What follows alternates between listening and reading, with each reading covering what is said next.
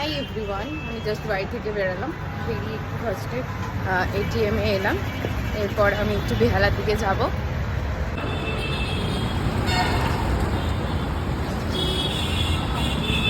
শখের বাজারে কত সরস্বতী ঠাকুর উঠেছে,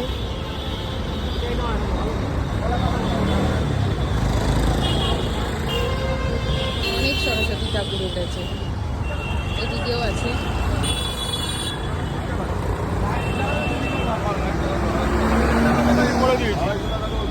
বেহালা চলে এসেছি। এই যে আমার পিছনে দেখছো অনেক বাজার বসেছে, পরপর অনেক বাজারও আছে সামনে, প্রচন্ড ভিড়ও আছে। এই যে বাজার সব একটু সামনের দিকে এগিয়ে যায়, এদিকে অনেক ফুল ফলের বাজারও বসে।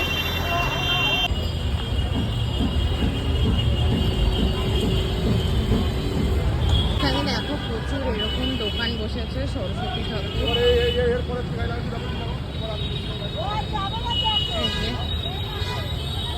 প্রচুর সারা জিনিসের দোকান সাজানোর, প্রচুর ফলের দোকান বসেছে। আমরা পুজোর কেনাকাটি বলতে গেলে বেহালা বাজারেই আসি।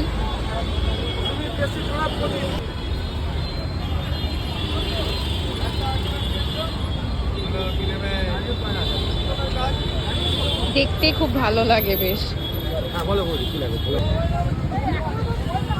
প্রচুর ঠাকুর দেখো,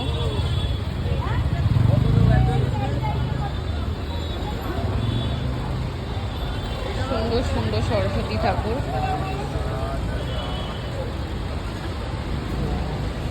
এগুলো ছাড়া সরস্বতী পুজো চলেই না। এই যে সব রকমের কদমা, প্রচুর ফলের বাজার।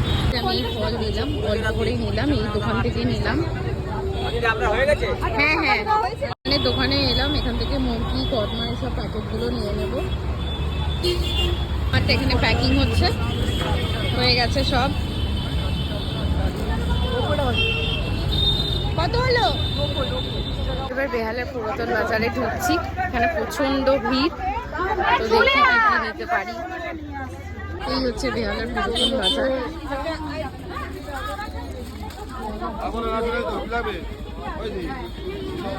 কিনতে কিন্তু পাজল হয়ে গেছি, পুরো ঘেমে গেছি একদম, এত ভিড়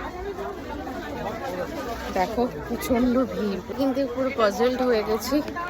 তো এবার এই দোকানে এসেছি, ওই দোকান থেকে একটু মালা নেব ঠাকুরের গায়ে।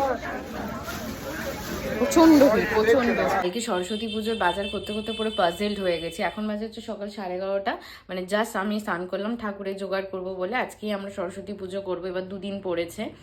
আর একটা হচ্ছে আমাদের একটি ছোট্ট কন্যা সন্তান হয়েছে, তো সে এখন ঘুমোচ্ছে। তো তার সব কিছু ফটো ভিডিও সব পরে মানে শেয়ার করব, এখন সেটা করছি না, তোমাদের একটু জানিয়ে রাখলাম। তোমাদের নতুন অতিথি, আর আমরা খুব হ্যাপি তার জন্য একদম, মানে তাকে নিয়ে সারাদিন সময় কেটে যাচ্ছে ব্যস্ততার জন্য। তো আমার স্নান হয়ে গেছে, এবার আমি জাস্ট ঠাকুরের কাছে একটু বসবো। মানে কালকে আর বাড়িতে এসে মানে আর শরীর দেয়নি যে কিছু বলবো, তো সেটা দেখতেই পাবে আশা করি তোমরা সবাই। যে আমাদের ঘরের ঠাকুর সরস্বতী আমি সব গুছিয়ে নিয়েছি। এই যে 5 রকম ফল, খই, দই সব কিছুই দিয়েছি ঠাকুরকে। কালকেও খই দই দেবো, দধি কর্মায় সব। তো আমার ঘরের ঠাকুর সাজানো হয়ে গেছে, এদিকেও সবাই আছে। আর কি করব, উপায় নেই। অনেক পুরোহিত দেখেছি, তো কেউ বলছে সময় নেই। কারণ আমার প্ল্যান ছিল না যে আমি কোনো সরস্বতী পুজো করব।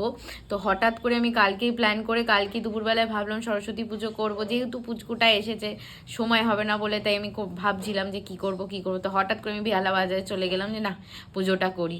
এবার তারপর অনেক ব্রাহ্মণকে ফোন করলাম, সব কিছু করলাম, কিন্তু কেউ রাজি হলো না। সবাই বললো যে না আমার হবে না, আমার এই বাড়ি আছে, আমার ওই বাড়ি আছে, থাক আমি এবার নিজেই পুজো করি ঠাকুরকে সাজিয়ে। দেখা, এটা আমাকে অভিক অ্যানিভার্সারিতে দিয়েছে এই ব্রেসলেটটা। তো লাভ লেখা আছে। আমি কি সরস্বতী পুজো আজকের দিনে এটা পড়লাম, অ্যানিভার্সারি দিন পড়তে পারি। ডেলিভারি যখন হয়েছিল তার আগে তো জানোই তোমরা হাতে চ্যানেল করে, তো সেই চ্যানেলের ব্যথা ছিল বলে আর ওটা আমি পড়তে পারিনি। তো আজকে আমি ওই জন্য সরস্বতী পুজোর দিনে পড়লাম।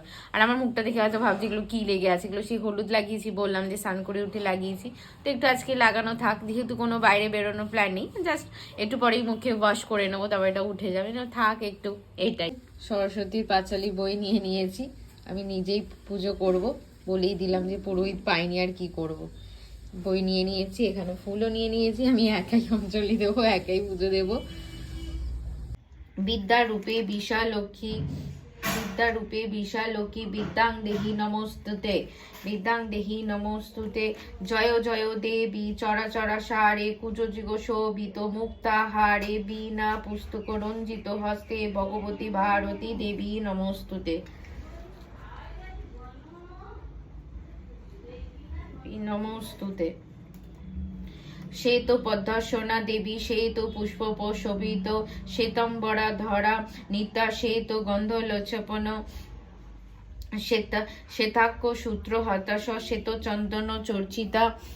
নমো নিত্যাং ভদ্রকালে, নমো নমো বেদ বেদাঙ্ক বেদান্ত বিদ্যাস্তত নৈব এব চ, সরস্বতী মহাভাগে বিদ্যে কমলোচনে, বিশ্বরূপে বিশালাকি, বিদ্যাং দেহি নমস্তুতে।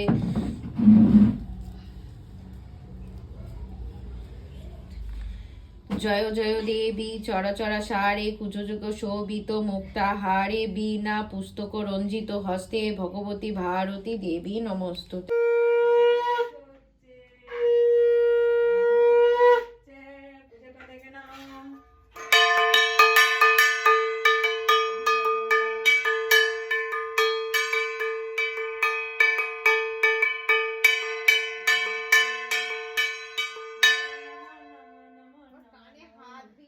বাবারি নমো নমো।